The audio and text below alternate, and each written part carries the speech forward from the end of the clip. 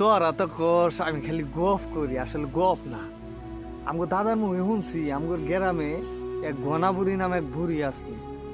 দিনের বেলা তোর মনে কর যে পুরুষের মতো কাজ করতো, পুরুষ মানুষের মতো কাজ করতো, কিন্তু রাতের বেলা তার বাড়িতে কেউ যাইতে পারতো না। আর যদিও কেউ যাইতো তাহলে আর হে আর ফিরাইতো না। একদিন হয়েছে কি, এক বাউলে এই বুড়ির বাড়িতে আশ্রয় নিছে। পরদিন সকালে আর বাউলের আর খুঁজে পায় না।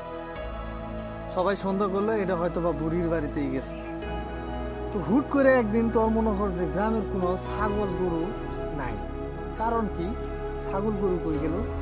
সবাই একজুট হয়ে ওই বুড়ির বাড়িতে গেল। যায় দেহে ওই বুড়ির ঘরের মধ্যে ছাগল গরু হাঁস মুরগি আর ওই যে যে বাউল আছিল বাউলের তোর পস পস আছে। বুড়ি উদাও খালি একটা পুরা কাগজের মধ্যে লিখে দিয়ে গেছে, আমি হে আবার আমু প্রতি পূর্ণিমার রাইতে। এরপর তো এই গ্রামে তোর মনে কর যে পূর্ণিমার রাইতে কেউ বাইরে বেরোয় না।